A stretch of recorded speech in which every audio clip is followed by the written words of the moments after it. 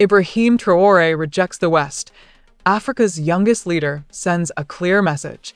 In the heart of West Africa, a 37-year-old military officer has emerged as a symbol of rebellion against a world order many in the global South feel has failed them.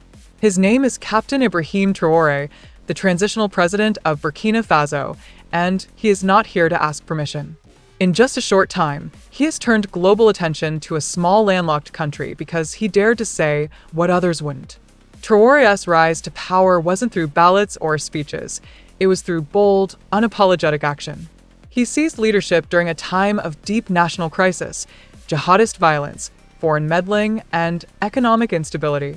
But instead of running to the West for help like his predecessors, Traoré did the unthinkable. He turned his back on traditional allies and told them, "We will handle our own destiny."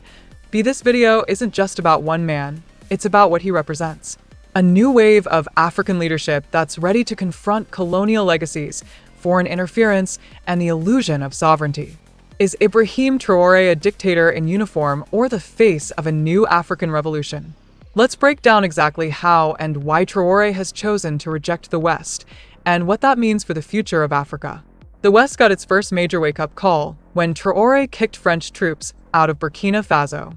France, which had maintained a heavy military and diplomatic presence in the Sahel for years, was told to leave. No long debate. No negotiation. Just a deadline and a clear message. We don't need you anymore. To many Burkinabés, this wasn't just politics. It was justice. For decades, France claimed it was fighting terrorism in the region. But the violence only worsened. Many Africans began to believe that French involvement was part of the problem, not the solution.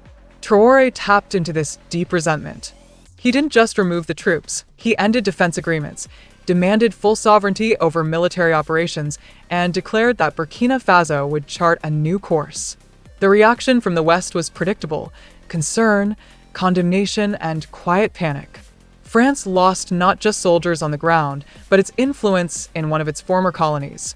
Other African countries watched closely. Mali had done it. Niger would soon follow. But it was Traoré's boldness that made headlines. In rejecting France, he had started a chain reaction across the Sahel. Soon after asserting military control, Traoré turned his attention to the media. Western outlets like Radio France Internationale, RFI, BBC, and Voice of America were either banned or suspended. These weren't just symbolic moves, they were strategic. According to Traoré's government, these outlets were spreading misinformation and fueling division in the country. In his words, "Media is a weapon, and in the hands of foreign powers, it becomes a tool of control." Critics called it censorship, but Traoré argued he was defending national sovereignty.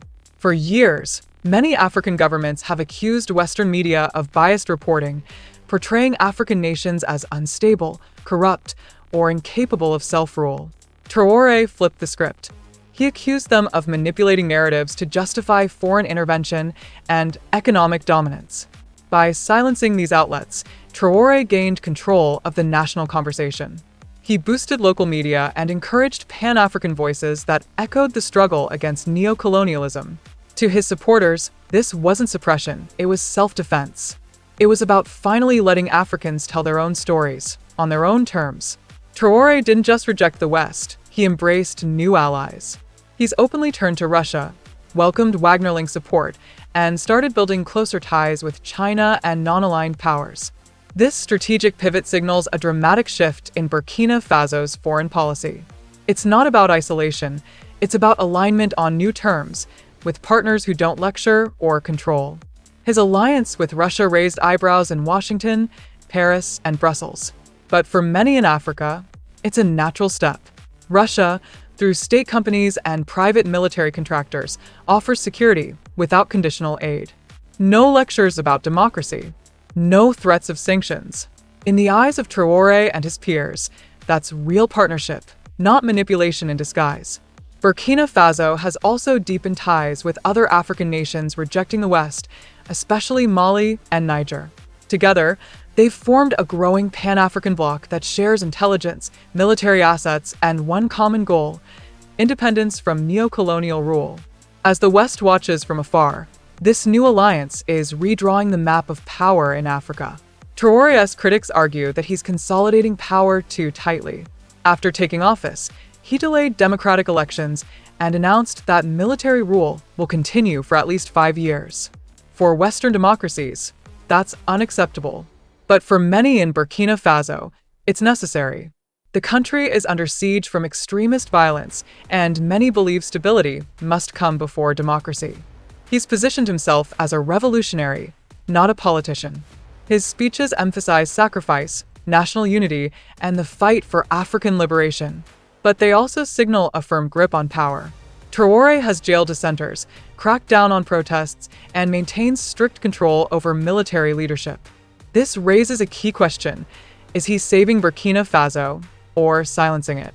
Still, he enjoys real support among the people, especially the youth. They see him as authentic, relatable, and unbought by Western interests.